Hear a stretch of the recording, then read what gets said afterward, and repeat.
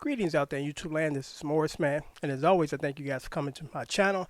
And I thank all of the interactions and the comments that people leave me regarding my videos because it's important to interact and exchange ideas and thoughts and theories.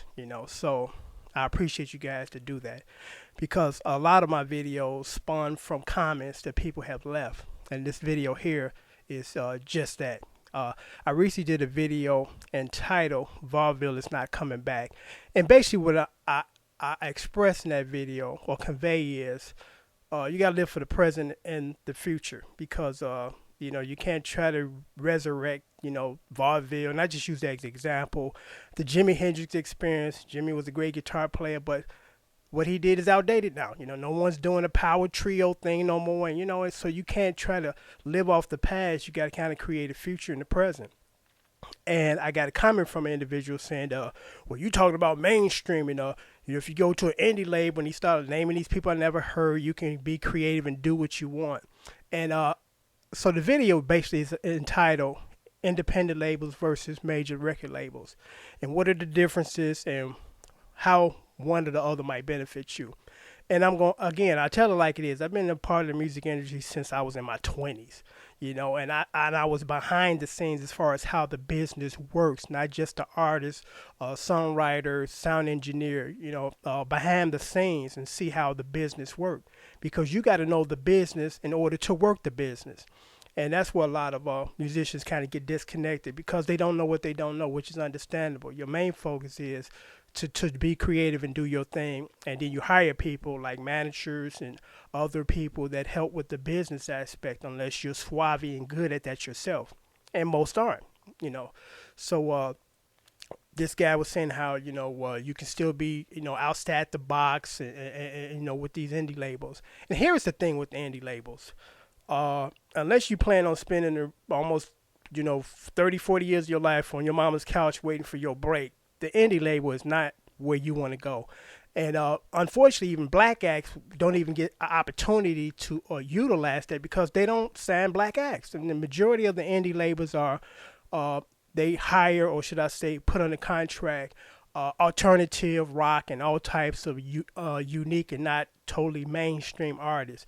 And during, the time that I was really active in the business as far as, my songs was on the charts, on a regular basis and still writing them and penning them on an artist, I could think of only a handful of indie people that became financially successful. Smashing Pumpkins, Liz Phair, Sonic Youth, just to name a handful. Because the reason why a lot of people want to go to the indie labels because they get more control, as far as percentage-wise, creative control over their art. But guess what? You're not going to hardly make any money. But it's not about, trying to become a millionaire. It's about being able just to live comfortably, being able to pay your rent every month on time and feed your kids. And unfortunately, in the music industry, especially when you're doing an indie thing, that's few and far. So again, if you're fortunate enough, you can find a major record label deal that will take care of you because, again, unfortunately, the independent labels don't have enough capital to really push you. They really don't. Now, this is the only time that I would suggest going indie when you start your own independent label because now you get 100% of everything. And that's what Master P did. And my hat's off to Master P because a lot of people don't realize how suave and intelligent this man is because, you look at the gold tooth and the hat, he's just a stupid thug. And he might be that, but he's an intelligent, smart, stupid thug because at one point in time, before Michael Jordan left the league, and he was making a lot of money, especially near the end of his career because everybody knew what he could do and they paid him. There was one year that Master P, I seen an article, Master P made more money that year than Michael Jordan. That's amazing, and that's because that man is very intelligent. And he said, you know what? Instead of I go to a small label and get 40% of 100%, I'm gonna start my own label and get 100% of 100%. So that's really the only time that I would personally recommend you go that route. As far as I'm going to an independent label, start your own, because the difference between one or two is the big major labels that pay you more, and have a little more control of what you do. And the small labels give you more freedom, but don't give you hardly no money.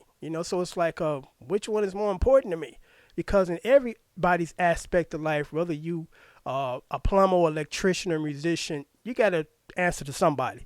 And there's some things that you're just not going to like when it comes to work, unless you're one of those extremely fortunate people that love what you do and everything about it. But that's just the reality of life. There are things that you're not going to like. There's some things that you're not going to want to do, but still, you have to be disciplined to say, this is a job. I'm getting paid to do my job, because there have been times when, when it's time to perform, I don't feel like it. I mean, I'm having either some emotional issues regarding some personal stuff or just physically don't feel well.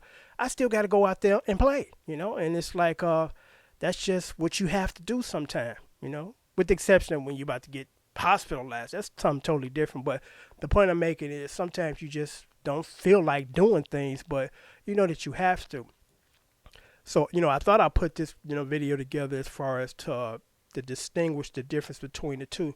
And it's important to convey this to our young folks, because don't get me wrong, it's not all about money, but realistically, you do have to support yourself and your family and your other obligations. So, there are some things that you might want to do that on a consistent basis, because again, it's not about dollar signs or, I'm trying to be rich. No, I'm just trying to survive and stay afloat and be comfortable. And, sometimes you have to, do what you feel that you don't want to do in order to do that, to achieve that.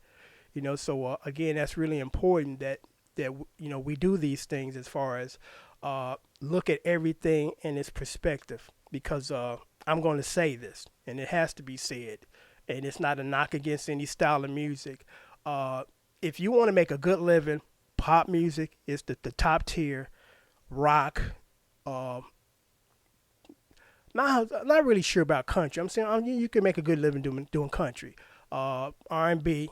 But jazz and gospel, hardly no money. So, and the reason why I mention jazz, because jazz requires a lot of studying. I mean, you do a lot of studying, more studying than anything, with the exception of classical music. So you definitely want to get paid for all of those studies that you've put into years.